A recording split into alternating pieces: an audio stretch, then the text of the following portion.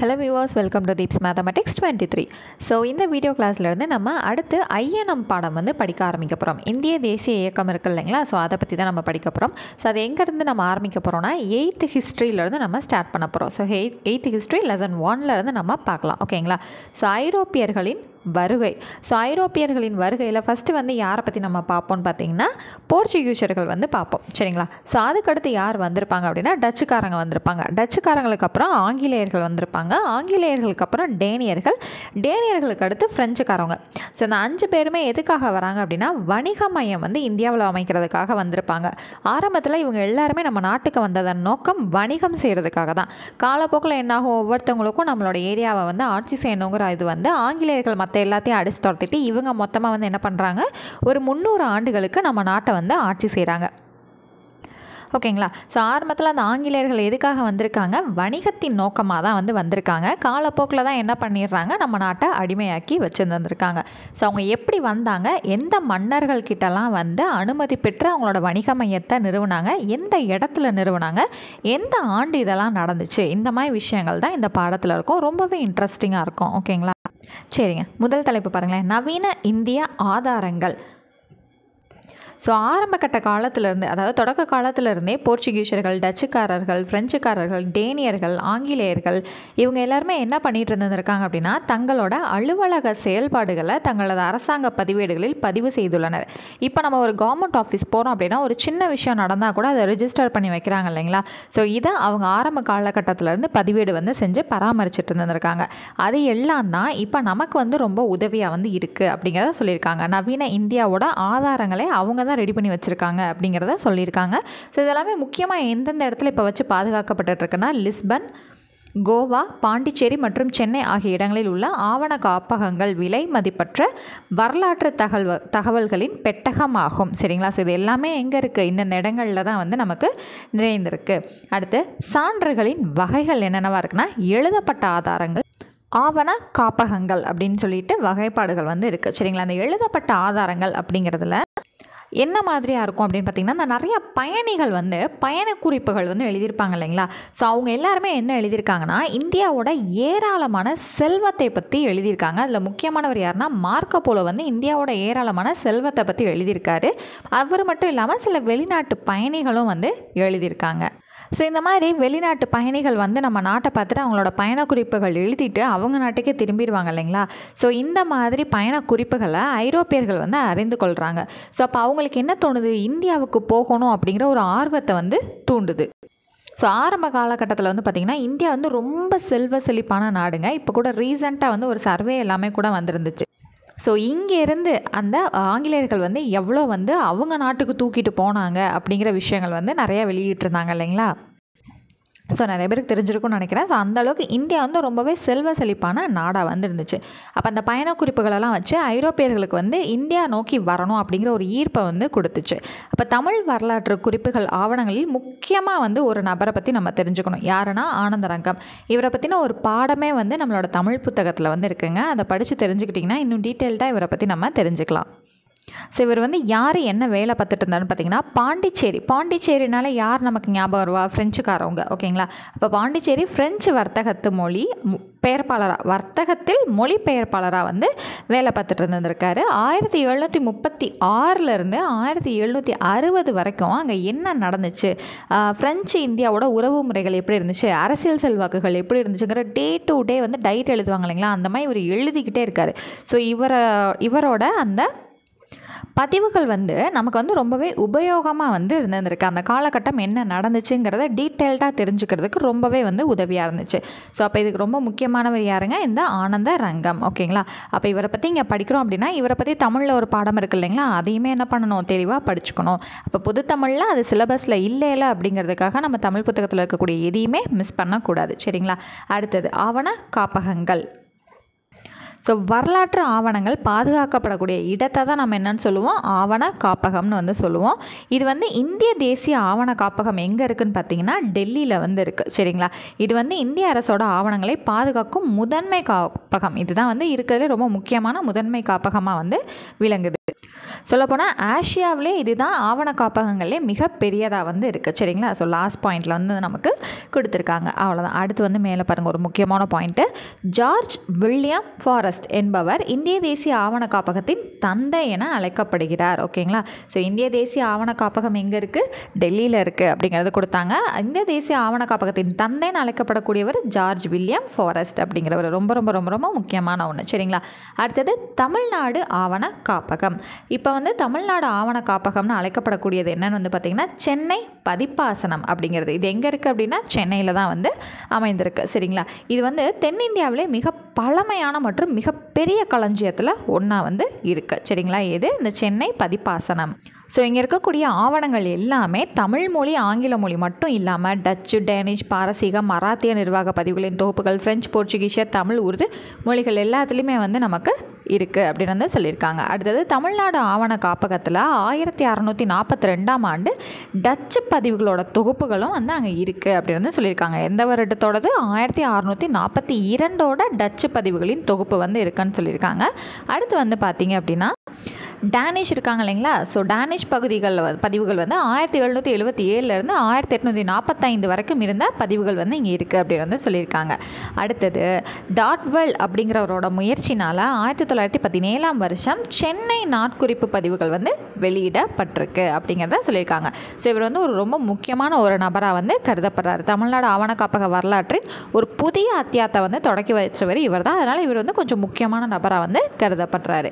So அடுத்து வந்து பார்த்திங்க அப்படின்னா பயன்பாட்டு பொருள் ஆதாரங்கள். ஸோ ஃபஸ்ட்டு நம்ம என்ன பார்த்தோம், எழுதப்பட்ட ஆதாரங்கள்னு பார்த்தோம். இப்போ அடுத்து வந்து ஆவண காப்பகங்கள், அந்த டாக்குமெண்ட்ஸ் எல்லாமே வந்து பத்திரப்படுத்தி வச்சுருப்பாங்க இல்லைங்களா, அதை பற்றி பார்த்தோம். இப்போ அடுத்து என்ன பண்ண போகிறோம்னா பயன்பாட்டு பொருள் ஆதாரங்கள், அதாவது வந்து அந்த கோட்டை கட்டினது, அவங்களுக்கான ஆஃபீஸ் கட்டினது, அந்த மாதிரி விஷயங்களை பற்றிலாம் நம்ம தெரிஞ்சுக்க போகிறோம். சரிங்களா, ஸோ இதில் வந்து படம் என்ன கொடுத்துருக்காங்கன்னா கடலூரில் இருக்கக்கூடிய புனித டேவிட் கோட்டையை பற்றி கொடுத்துருக்காங்க. ஸோ ஜஸ்ட் ஒரு ரெஃபரன்ஸ்க்காக ஒரு இமேஜ் வந்து கொடுத்துருக்காங்க. ஸோ இங்கே வந்து பாருங்கள் என்னென்ன கட்டடங்கள் பற்றி நமக்கு கொடுத்துருக்காங்க அப்படின்னு பார்த்தீங்கன்னா புனித பிரான்சிஸ் ஆலயம் எங்கே இருக்குது, கொச்சியில் இருக்குது. புனித லூயிஸ் கோட்டை பாண்டிச்சேரியில் இருக்குது. புனித ஜார்ஜ் கோட்டை சென்னையில் இருக்குது. புனித டேவிட் கோட்டை கடலூரில் இருக்குது. இதை தான் இப்போ நம்ம பார்த்தோம் இல்லைங்களா. இது மட்டும் இல்லாமல் இந்தியா கேட், டெல்லி பாராளுமன்றம், குடியரசுத் தலைவர் மாளிகை, இது எல்லாமே அந்த காலகட்டத்தில் கட்டப்பட்டது அப்படின்னு வந்து சொல்லியிருக்காங்க.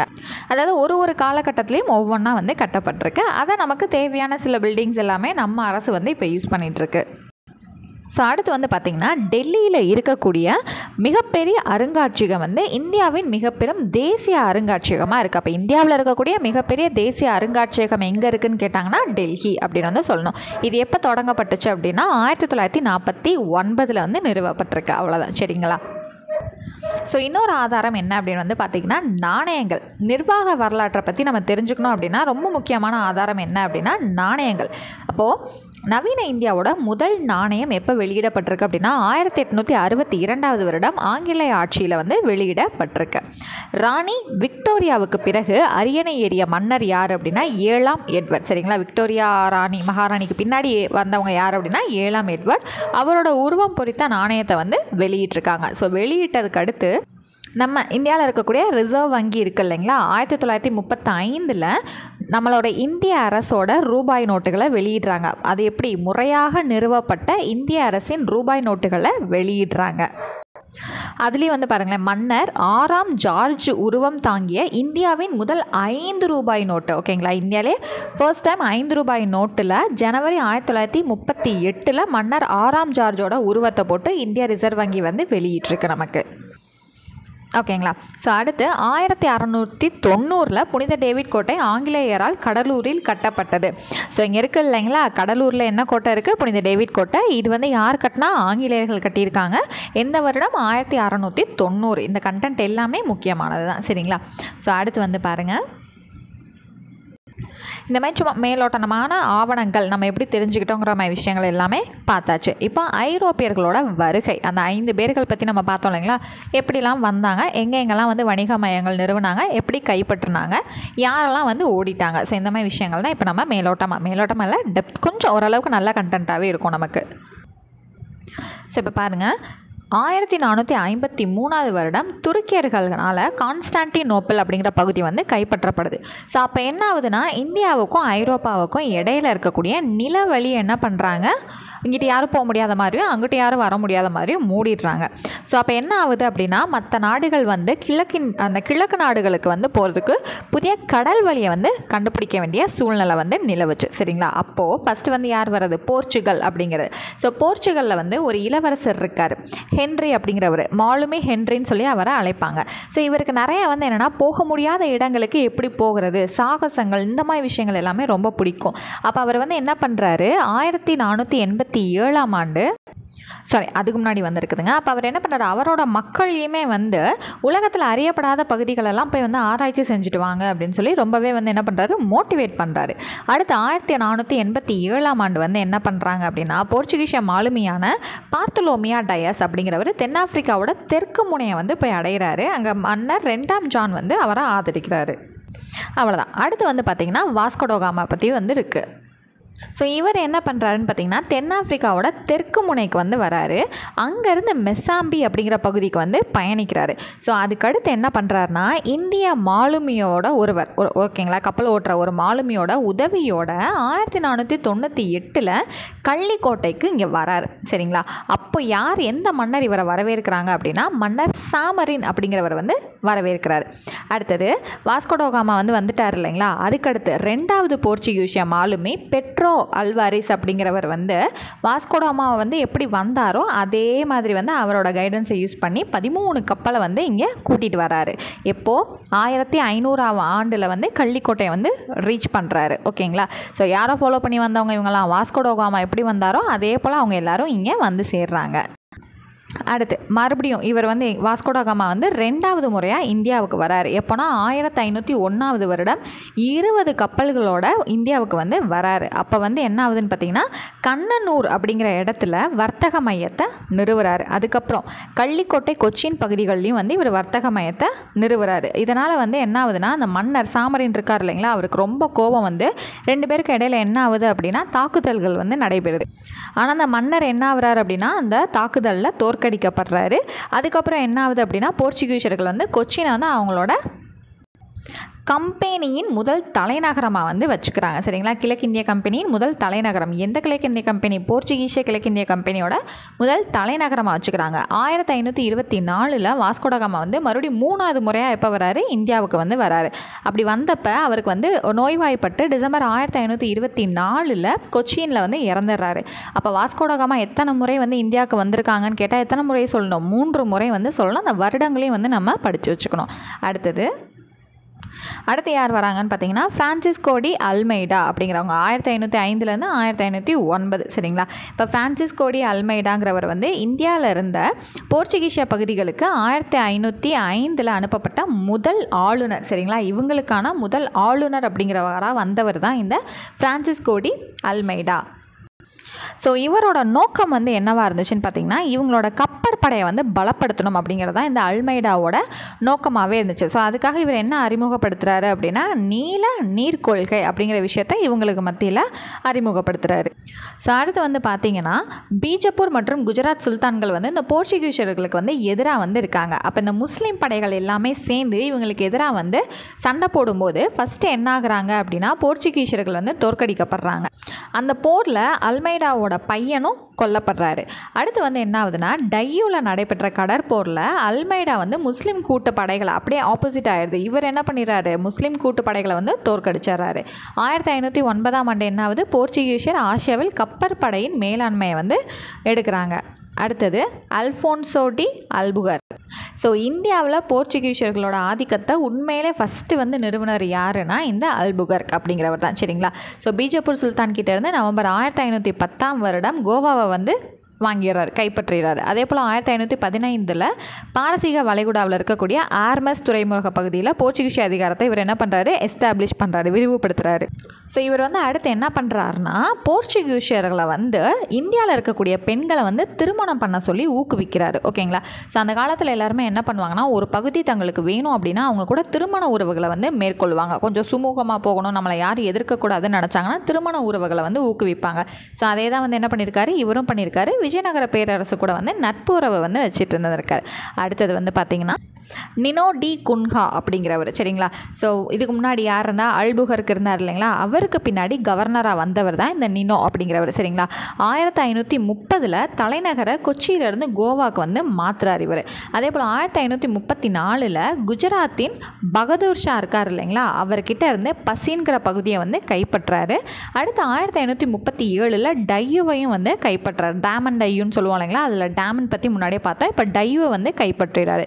பின்னர் அதுக்கப்புறம் குஜராத்தின் உள்ளூர் தலைவர்கள்ட்ட இருந்து டாமனை, சரிங்களா, இதுக்கு முன்னாடி இருந்துச்சாங்க வந்து வணிகமயமாக எஸ்டாப்ளிஷ் பண்ண ட்ரை பண்ணியிருக்காங்க.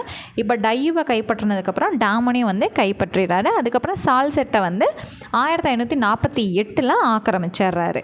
ஸோ அடுத்து வந்து இதே போல் 16ஆம் நூற்றாண்டில் இந்த போர்ச்சுகீசியர்கள் என்ன பண்ணுறாங்கன்னா, இந்தியாவில் இருக்கக்கூடிய மேற்கு கடற்கரைகள், வெஸ்ட் சைடு மேற்கு பக்கமாக இருக்கக்கூடிய கடற்கரைகள்லாம் இருக்குது இல்லைங்களா, ஸோ இந்த இப்படியே வரும் இல்லைங்களா, ஸோ இந்த பகுதிகளில் என்னென்னத்தை பிடிச்சிருக்காங்க, கோவா, டையூ, டாமன், சால்செட், பசின், சவுல் மற்றும் பம்பாய் போன்ற பகுதிகள் எல்லாத்தையும் இவங்களோட வசத்தில் வந்து எடுத்துக்கிறாங்க. ஸோ அடுத்து வந்து பார்த்திங்க அப்படின்னா, வங்காள கடற்கரையில் இருக்கக்கூடிய ஹூக்ளி, சென்னை கடற்கரை, சாந்தோம் போன்ற பகுதிகளையும் வந்து என்ன பண்ணிடுறாங்க, கைப்பற்றி வச்சுக்கிறாங்க. ஸோ இவங்க வந்து புகையிலை சாகுபடியை அறிமுகப்படுத்துகிறாங்க இந்தியாவில். யார், போர்ச்சுகீசியர்கள் தான் வந்து புகையிலை சாகுபடியை வந்து இந்தியாவில் அறிமுகப்படுத்துகிறாங்க. அடுத்தது இவங்களோட காலகட்டத்தில் தான் கத்தோலிக்க கிறித்துவம் அப்படிங்கிறது வந்து அப்படியே கிழக்கு மேற்கு கடற்கரை ஓரமாக வந்து கொஞ்சமாக அப்படியே பரவுது. அடுத்து 1556 போர்ச்சுகீசியர்கள் தான் வந்து கோவாவில் அச்சு இயந்திரத்தை வந்து அமைக்கிறாங்க. சரியா. அடுத்தது வந்து அங்கே ஒரு ஐரோப்பிய எழுத்தாளரான 1563 கோவாவில் இந்திய மருத்துவ தாவரங்கள் அப்படிங்கிற நூலை அச்சிட்டு வெளியிடுறாரு. ஸோ இவங்களுக்கு அடுத்து யார் வராங்க அப்படின்னா, டச்சுக்காரர்கள் வந்து வராங்க. சரிங்களா. ஸோ 1602 நெதர்லாந்து ஐக்கிய கிழக்கிந்திய கம்பெனி வந்து என்ன பண்ணுது, இந்தியாவுக்கு வந்து வருது. இந்தியாவுக்குள்ள அப்படி ஒரு கம்பெனி வந்து நிறுவப்பட்டு கிழக்கிந்திய நாடுகளோட வணிக தொடர்புக்காக ஏற்படுத்தப்படுது. எப்போ வந்து ஸ்டார்ட் பண்ணப்பட்டிருக்கு, 1602 இந்த கம்பெனி வந்து ஆரம்பிக்கப்பட்டிருக்கு. சரிங்களா. நான் இந்தியாவுக்கு வருதுன்னு சொல்லி மாற்றி சொல்லிட்டேன். அடுத்து வந்து பார்த்திங்கன்னா 1605 போர்ச்சுகீசியர்கள்ட்ட இருந்து அம்பாயினா அப்படிங்கிற ஒரு இடத்த கைப்பற்றி இந்தோனேஷியா தீவில் இவங்களோட ஆதிக்கத்தை வந்து நிலைநிறுத்துகிறாங்க. மேலும் இது மட்டும் இல்லாமல் போர்ச்சுகீசியர்கிட்ட இருந்து நாகப்பட்டினத்தையும் வந்து கைப்பற்றுறாங்க. நம்மளோட இது இருக்கு இல்லைங்களா, அதையும் கைப்பற்றி தென்னிந்தியாவில் இவங்களோட வலிமையை வந்து ஆரம்பிக்கிறாங்க. ஸோ ஸ்டார்டிங்கில் இந்த டச்சுக்காரவங்களோட தலைநகரமாக எது இருந்துச்சு அப்படின்னு பார்த்தீங்கன்னா பழவேற்காடு. ஓகேங்களா. ஸோ அடுத்து வந்து 1690 இவங்களோட தலைநகரத்தை பழவேற்காட்டிலேருந்து நாகப்பட்டினத்துக்கு வந்து மாற்றுறாங்க. ஸோ இவங்க வந்து மேக்ஸிமம் ட்ரேடிங் பண்ணது என்ன அப்படின்னு வந்து பார்த்தீங்க அப்படின்னா, பட்டு, பருத்தி, இண்டிகோ, அரிசி மற்றும் அபினி ஆகிய எல்லாமே வந்து இந்த டச்சுக்காரவங்க வந்து இந்திய பொருட்கள்லேருந்து அவங்க என்ன பண்ணியிருக்காங்க, ஏற்றுமதி இறக்குமதி பண்ணிட்டு இருந்திருக்காங்க. ஸோ அடுத்து வந்து பார்த்திங்கன்னா இந்தியாவில் பழவேற்காடு, சூரத், சின்சுரா, காசிம் பஜார், பாட்னா, நாகப்பட்டினம், பாலசோர் மற்றும் கொச்சின் ஆகிய இடங்களில் அவங்களோட முக்கியமான வர்த்தக மையங்களை வந்து அவங்க நிறுவுறாங்க. ஸோ அடுத்து வந்து 1623 டச்சுக்காரவங்க இவங்க இருக்காங்க இல்லைங்களா, அம்பாயினாவில் வந்து 10 ஆங்கில வியாபாரிகளையும் 9 ஜப்பானியர்களையும் வந்து என்ன பண்ணியிருக்காங்க, கொலை பண்ணியிருக்காங்க. சரிங்களா. இந்த நிகழ்வு தான் வந்து என்ன பண்ண ஆரம்பிக்குதுன்னா, டச்சுக்காரங்களுக்கும் ஆங்கிலேயர்களுக்கும் வந்து பகைமையை வந்து ரொம்ப வளர்த்து விட்டுருது. 1759 நடைபெற்ற பெடரா அப்படிங்கிற போரில் ஆங்கிலேயர்கள் வந்து டச்சுக்காரங்களை வந்து தோற்கடிச்சிடுறாங்க. அப்போ வந்து டச்சு வந்து மொத்தமாக என்ன ஆயிடுதுன்னா வீழ்ச்சியை வந்து எட்டிட்டு அவங்க வந்து அப்படியே என்ன பண்ணுறாங்க, அவங்களோட குடியேற்றங்களை வந்து மொத்தமாக ஆங்கிலேயர்கள்ட்ட வந்து இழந்துட்டு அவங்க கிளம்பிடுறாங்க. ஸோ மொத்தமாக எப்போ அவங்களோட ஆக்கிரமிப்பு வந்து முடியுது அப்படின்னா 1795 மொத்தமாக எல்லாத்தையும் ஆங்கிலேயர்கள்ட்ட வந்து ஒப்படைச்சிட்டு அவங்க ஊரை பார்த்து போயிடுறாங்க. ஸோ தமிழ்நாட்டில் டச்சுக்காரர்கள் வந்து என்ன பண்ணியிருக்காங்கன்னா 1502 பழவேற்காட்டின் மீது அவங்களோட கட்டுப்பாட்டை செலுத்திட்டு இருந்திருக்காங்க. அதாவது போர்ச்சுகீசியர்கள் வந்து டச்சுக்காரவங்க கிட்ட அவங்க ஆதிக்கத்தை இழந்திருக்காங்க. ஸோ ஆரம்ப கட்டத்தில் யார் இருந்தால் போர்ச்சுகீசியர்கள் தானே இருந்தாங்க. ஸோ அவங்கக்கிட்ட 1502 இருந்து டச்சுக்காரர்கள்கிட்ட வந்து என்ன பண்ணிடுறாங்க, அதை விட்டுட்டு அவங்க போயிடுறாங்க. அடுத்து 1613 கெல்ட்ரியா கோட்டையை வந்து என்ன பண்ணுறாங்க, பழவேற்காட்டில் டச்சுக்காரங்க கட்டுறாங்க. ஸோ நல்லா புரிஞ்சுக்கோங்க, ஆரம்ப கட்டத்தில் பழவேற்காடு யார்கிட்ட இருந்துச்சு, போர்ச்சுகீசியர்கள்ட்ட இருந்துச்சு. 1502 அது யாரோட கட்டுப்பாட்டு பக்கமாக வருது, டச்சுக்காரங்க கட்டுப்பாட்டு பக்கமாக வருது.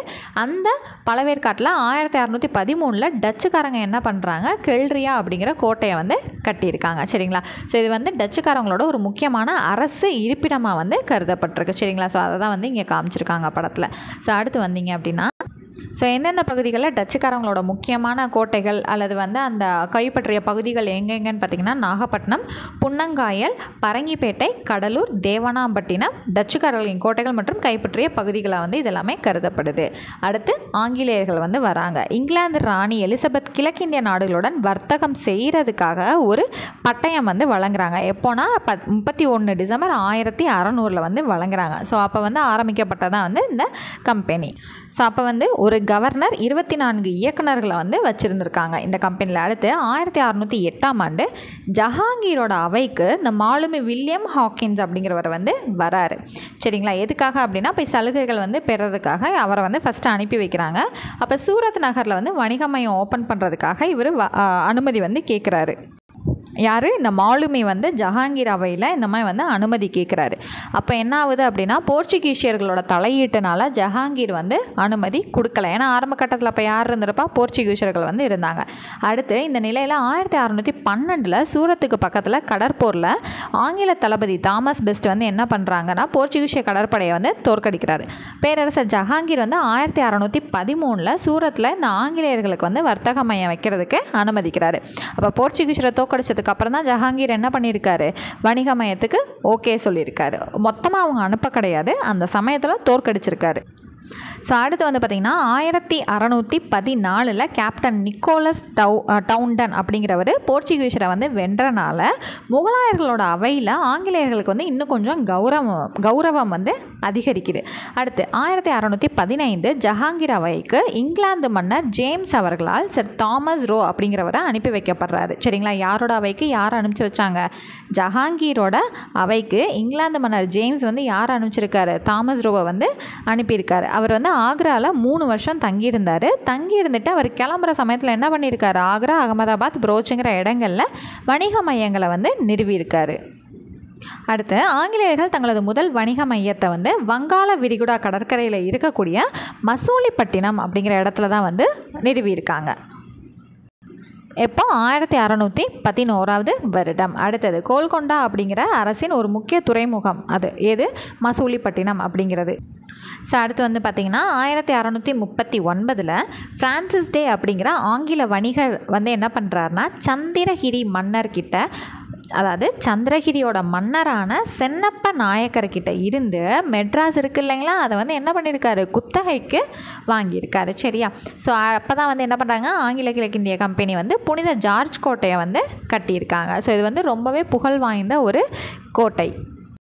ஸோ அடுத்தது இங்கிலாந்து மன்னர் 2ஆம் சார்லஸ் வந்து போர்ச்சுகீசிய இளவரசி காத்ரீனை வந்து கல்யாணம் பண்ணிக்கிறாங்க. ஸோ அதுக்கு திருமண சீதா பம்பாய் தீவை வந்து என்ன பண்ணியிருக்காங்க, கொடுத்துருக்காங்க. சரியா.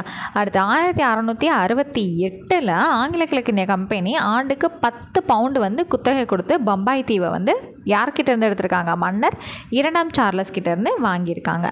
அடுத்தது 1690 சுதானுதிங்கிற இடத்துல ஜாஃப் சார்னாக் அப்படிங்கிறவர் ஒரு வர்த்தக மையத்தை நிறுவுறாரு.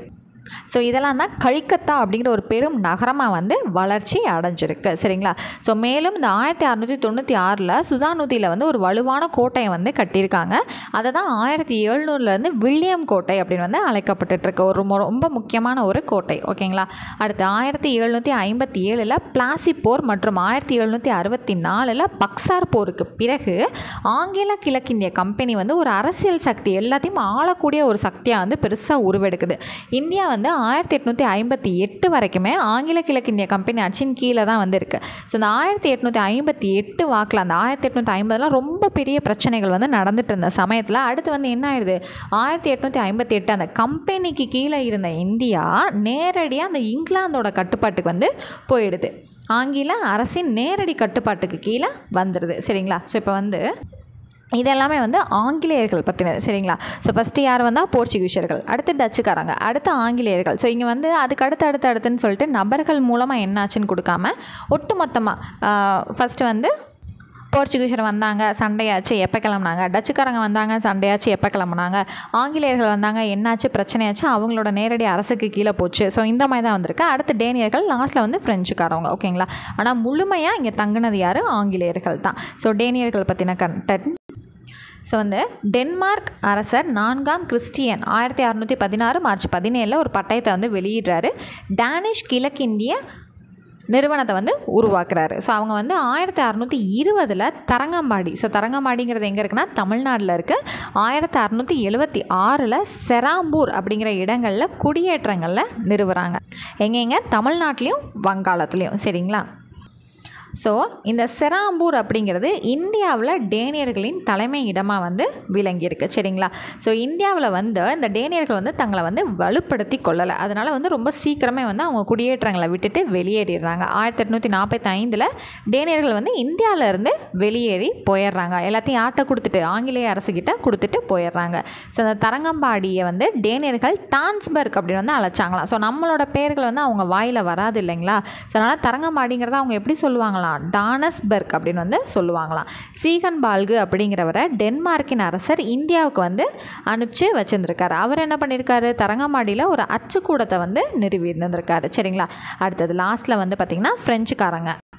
ஸோ இதை வந்து இந்த கம்பெனியை யார் உருவாக்குனாங்க அப்படின்னா மன்னர் 14ஆம் லூயி அப்படிங்கிறவரோட அமைச்சர் கால்பர்ட் அப்படிங்கிறவர் தான் இந்த ஃப்ரெஞ்சு கம்பெனியை வந்து உருவாக்கியிருக்காரு. யாரோட அமைச்சர் உருவாக்கியிருக்காரு? லூயியோட அமைச்சர் கால்பர்ட் அப்படிங்கிறவர் உருவாக்கியிருக்காரு. 1664ஆம் வருடம் வந்து உருவாக்கப்பட்டது. 1667 ஃப்ரான்காய்ஸ் கரோன் அப்படிங்கிறவரோட தலைமையின் கீழ் வந்து இவங்க எல்லாருமே எங்கே வராங்க? இந்தியாவுக்கு வராங்க. வணிகத்தின் நோக்கமாக வந்து இந்தியாவுக்கு வந்து வராங்க. 1669 மார்காரா அப்படிங்கிறவர்னால கோல்கொண்டா சுல்தானின் அனுமதி பெற்று பிரான்சின் 2வது வர்த்தக மையம் எங்கே அமையுது அப்படின்னா மசூலிப்பட்டினத்தில் அமையுது. அப்போ முதல் வணிக மையம் வந்து எங்கன்னா கரோன் அப்படிங்கிறவர்னால சூரத் நகரத்துலேயும், அடுத்து வந்து 2வது வர்த்தக மையம் மசூலிப்பட்டினத்துலேயும் வந்து நிறுவப்படுது. சரிங்களா? ஸோ அடுத்து வந்து பார்த்திங்கன்னா 1673 பீஜப்பூர் ஆட்சியாளர் ஷெர்கான் லோடிக்கு வழங்கப்பட்ட மானியத்தின் கீழ் மார்டின் அப்படிங்கிறவர் பாண்டிச்சேரியில் குடியேற்றத்தை நிறுவுறாரு. ஸோ இவங்களோட முக்கியமான கடற்கரை நகரங்களாக எதாக இருந்திருக்குன்னா மாஹி, காரைக்கால், பாலசோர், காசிம் பஜார் போன்ற இடங்கள்லாம் இவங்களோட முக்கியமான மையங்களாக வந்து இருந்திருக்கு. அடுத்து 1742 ஃப்ரெஞ்சு கிழக்கிந்திய கம்பெனியின் ஆளுநராக ஜோசப் ஃப்ராங்காய்ஸ் டியூப்ளே அப்படிங்கிறவர் நியமனம் செய்யப்பட்டிருக்காரு. இவரோட நியமனத்தின் மூலமாக ஃப்ரெஞ்சு அதிகாரம் கொஞ்சம் ஓரளவுக்கு மேலும் வந்து பலப்படுத்தப்பட்டிருக்கு. ஸோ அவருக்கு பின்னாடி பாண்டிச்சேரியின் ஃப்ரெஞ்சு ஆளுநராக வந்து யார் வந்திருக்காங்கன்னா டூமாஸ் அப்படிங்கிறவர் வந்து அனுப்பப்பட்டிருக்காரு. ஸோ இங்கே பாக்ஸில் வந்து பார்த்திங்கன்னா தூரக்கிழக்கு நாடு, அதாவது தூரக்கிழக்கு. சரிங்களா? தூரக்கிழக்குங்கிறது தூரக்கிழக்கு. சரிங்களா? அந்த நாடுகளோட வணிகம் செய்யும் நோக்கில் 1731 ஜோதன்பர்க் அப்படிங்கிறவர் ஸ்வீடன் கிழக்கிந்திய கம்பெனியை வந்து நிறுவுறாரு. டச்சு கிழக்கிந்திய கம்பெனி மற்றும் ஆங்கிலேய கிழக்கிந்திய கம்பெனியின் வெற்றி ஸ்வீடன் கிழக்கிந்திய கம்பெனியின் தோற்றத்திற்கு வகிப்பதாக இருந்திருக்கு. சரிங்களா? ஸோ இவங்கெல்லாம் போகிறாங்க, அங்கே வின் பண்ணுறாங்களே, நம்மளும் போனால் என்னங்கிற மாதிரியான ஒரு விஷயம் தான். அவ்வளோதான். ஓகேங்களா? ஸோ அடுத்து முடிவுரையில் வந்து என்ன சொல்லியிருப்பாங்க அப்படின்னா, ஸோ அந்த கடைசியாக அந்த ஃப்ரெஞ்சுக்காரங்க இருக்காங்க இல்லைங்களா? ஸோ வர்த்தகம், வணிகமாக இருக்கட்டும், அரசியலாக இருக்கட்டும், ரெண்டுலேயுமே அவங்க யாரை எதிர்க்க வேண்டியதாக இருந்துச்சுன்னா ஆங்கிலேயர்களை வந்து எதிர்கொள்ள வேண்டியதாக இருந்துச்சு. அப்போ ஃப்ரெஞ்சுக்காரவங்க காலப்போக்கில் என்ன பண்ணிட்டாங்க, அவங்க வந்த நோக்கத்தை மறந்துட்டு ஆங்கிலேயர்கள் கூட வந்து போரில் ஈடுபடுறதே வேலையாக வந்து வச்சுக்கிட்டாங்க. ஸோ இதோட விளைவாக தான் 3 கர்நாடக போர்கள் வந்து நிகழ்ந்திருக்கு. ஸோ அந்த 3 கர்நாடக போர்லேயுமே வந்து இந்த ஃப்ரெஞ்சுக்காரங்க வந்து வலிமையை இழந்து அவங்களும் என்ன பண்ணிடுறாங்க, பின்வாங்கி போயிடுறாங்க. ஸோ அவ்வளோதான். இதோட அந்த லெசன் வந்து நமக்கு கம்ப்ளீட் பண்ணி முடிச்சிட்டாங்க. ஸோ நெக்ஸ்ட் கிளாஸில் மீட் பண்ணுறேன். அண்ட் இப்போ தான் ஃபர்ஸ்ட் டைம் நம்மளோட சேனல் பார்க்குறீங்க அப்படின்னா மறக்காமல் நம்மளோட சேனல் சப்ஸ்கிரைப் பண்ணி வச்சுக்கோங்க. பக்கத்தில் இருக்க பெல் ஐக்கானையும் கிளிக் பண்ணி வச்சுக்கோங்க. உங்களோட ஃப்ரெண்ட்ஸுக்கும் ஷேர் பண்ணி நம்மளோட சேனலுக்கு சப்போர்ட் பண்ணுங்கள். ஸோ நெக்ஸ்ட் கிளாஸில் மீட் பண்ணுறேன். தேங்க்யூ.